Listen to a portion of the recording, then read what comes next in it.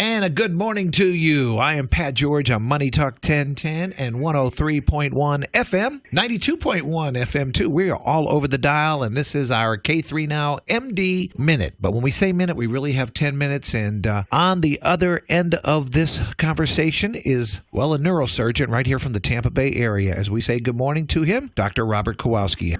Good morning. How you doing? Doing great. Where are we finding you? Between appointments here? Actually, at the VA hospital. No, you were all over the place. Yeah, well, so I'm a veteran myself, and actually a large portion of our patient population is our veterans as well. So, just throw that out there, and any veterans in the Tampa Bay area, we're glad to take care of and get them feeling better as well. Wonderful. Now, folks that might have just tuned in for the first time and they are trying out Money Talk 1010, and if you could tell us a little bit before we get started about yourself and K3 Now MD.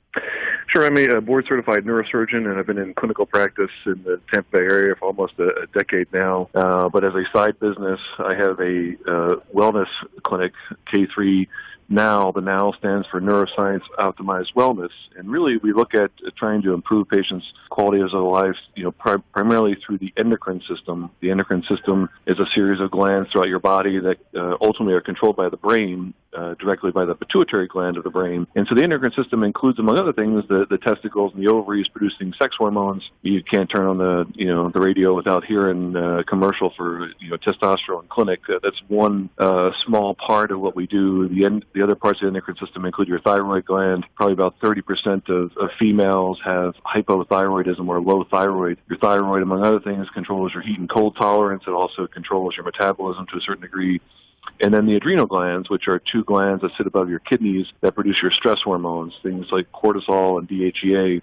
And those are what help your body deal with the stress of the day. Your cortisol peaks in the morning. That's what helps you get you going in the morning. And obviously, what happens is as we go throughout life, that endocrine system starts to fail or become less efficient. And those hormone levels produced ultimately drop. Again, testosterone dropping in men, a very common problem, but the hormones across the board tend to drop. And so now we have the ability to replace hormones with bioidentical hormones. And so we can replace them with the exact same hormone your body would make if it were still making them. That's a big leap forward, because in the past we've also tried to replace hormones, but had mixed success in the past when we've used sometimes synthetic hormones, most notably progesterone in women. We sort of had mixed results, and sometimes we're fixing one problem but causing potentially another problem. Now with bioidentical hormones, a lot of those concerns and problems have largely gone away, and now it's only a positive in replacing those hormones and getting back your quality of life. Make this pretty simple. I can just come to you and you're going to prescribe some Cialis and Viagra to me, and my whole low T problem is going to be solved. Is that correct?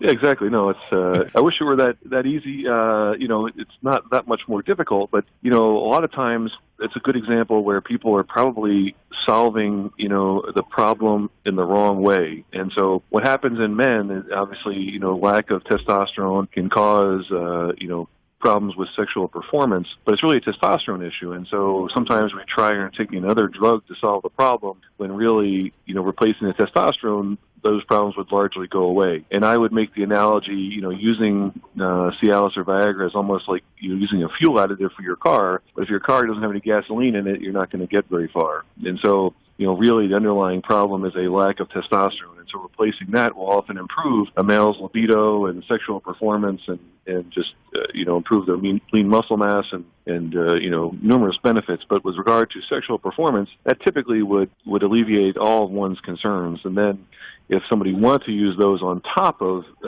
testosterone replacement, that's fine, but that would be a much, much better use. And certainly we can cover testosterone replacement, and we also have compounded versions of Cialis and Viagra available. They tend to be very expensive prescriptions, but now with compounding pharmacies, those are available at a much more reasonable cost. And actually some interesting new formulations. You can actually get them formulated in a sublingual variant. You can get them formulated in a chewable variant. They can come compounded with oral testosterone.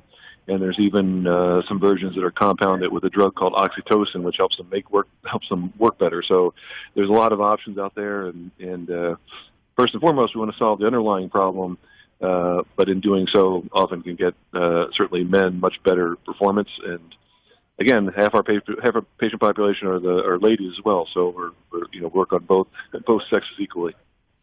So if I come to you, how much testosterone are you going to give me? And does it have to be a needle? The amount of testosterone is sort of based on, the first part we do is we, through an intake form, sort of learn what patient's symptoms are and how bad they are, and get an idea of how they're affecting the patient. And then we actually check the lab values. And obviously we're looking for a correlation. Not surprisingly, we typically find low levels of testosterone that correlate with the severity of someone's symptoms.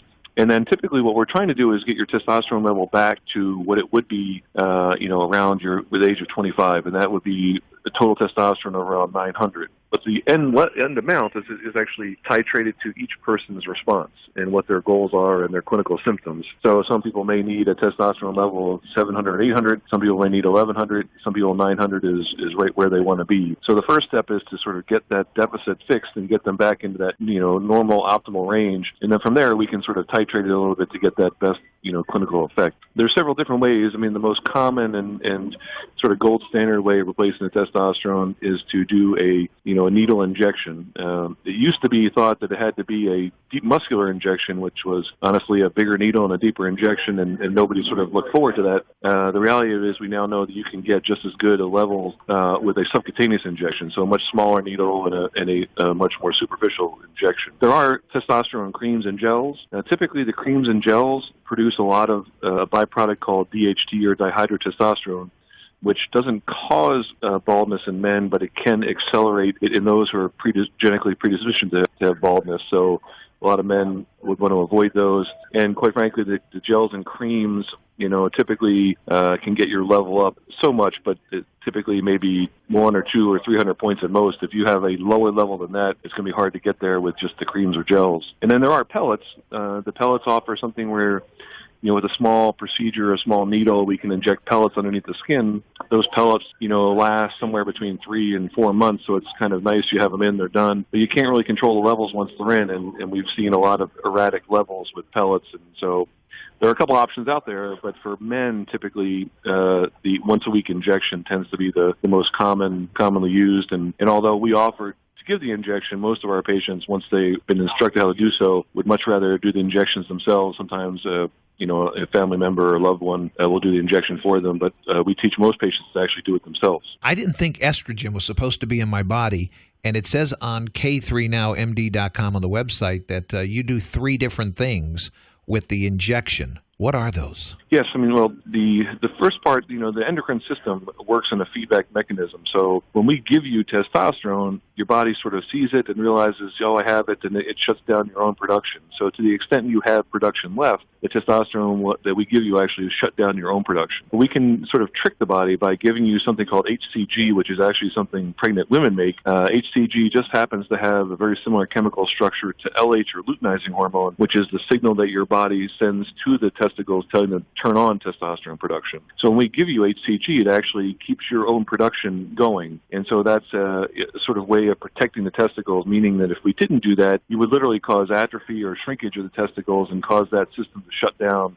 And that could have some implications. It also shuts down your sperm production. So if you want to have children, that could be an issue. It can literally physically shrink the testicles, which is more of a cosmetic issue, but could be significant. And then if you ever want to come off testosterone, if we've sort of literally killed the testicles along the way, it would make that difficult to near impossible to do in the future. So doing that before the testosterone injection sort of protects the testicles. After the injection, part of your testosterone, and some may be surprised to learn, part of the testosterone, aside from making DHT, actually goes into making estrogen. And as a male, we have estrogen and progesterone in addition to our testosterone, just like women also have testosterone and progesterone balancing their estrogen. And so these hormones are not just important in their absolute value, but also in their relative values to each other. So in a man, we need some estrogen, but we need just a little bit, and we want to keep that estrogen controlled. And so when we take testosterone replacement, we typically take an estrogen blocker. Probably one of the more common ones is an anastrozole.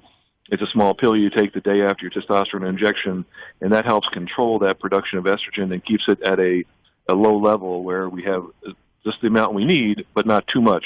And again, too high of an estrogen level in a male will actually counteract the testosterone and make it less effective and actually even if your testosterone level is normal, make you feel like you're estrogen dominant and have all the symptoms of low testosterone. We are just about out of time. I pulled up K3NowMD.com and I've been following along. There is a form that I'm going to fill out, and you're located right here in Tampa at 603 South Boulevard. I am on my way. Dr. Robert Kowalski, thank you very much for talking with me.